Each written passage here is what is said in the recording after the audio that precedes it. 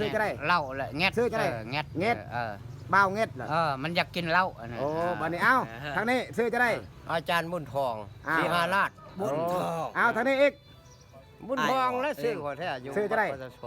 บอกเอง เอาตอนนี้เจริญใส่โอเคเอามียังเด้อวันสงกรานต์เด้อบ่าวมุกสิจัดมื้อนี้บ่าวมุกสิไปสัมภาษณ์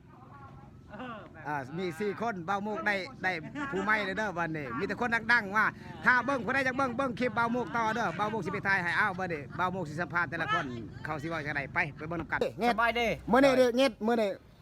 วันสงกรานต์วันที่เท่าไหร่มื้อนี้ปะแม่นวันสงกรานต์ปีใหม่วันที่เท่าไหร่วันที่ข้างในก็บ่ฮู้แล้ววันที่13โดยแม่นบ่แม่นมื้อนี้13เอาหยุดพ่อมลุงโอ้บักแล้วพ่อมุมนี่เป็นคนเมาหลายเด้อเขานี่ก็สดบ่พาววันสงกรานต์ปีใหม่ลาววันที่เท่าไหร่ลงเอาพระลงวันที่13เด้อพี่น้องอยู่บ้านใกล้บ้านไกลเด้อมาหาพ่อบุญร่วมเด้อ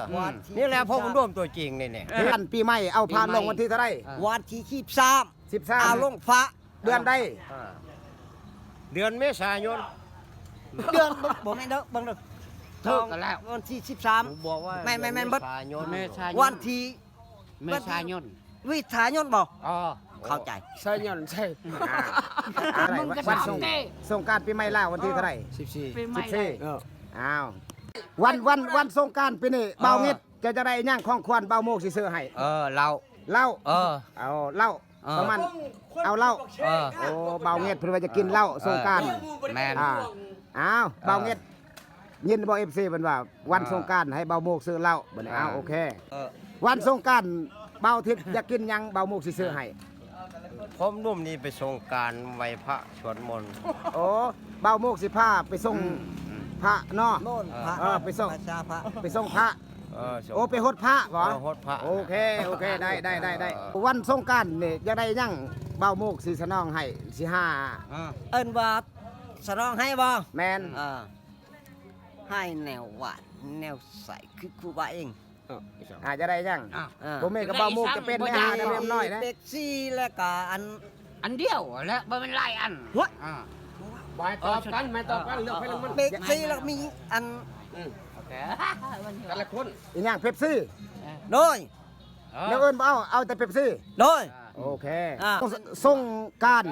อยากกินยังน้ำเบาโมกสิซื้อสิเลี้ยงให้เอาเบียร์กอดหมายความว่าเบียร์กอดเอายังเบียร์กอดเจ้ากอดเบียร์เหรอกอดเบียร์โอ้เอาเบียร์กอดโอเคเอาเลือกเบิ่ง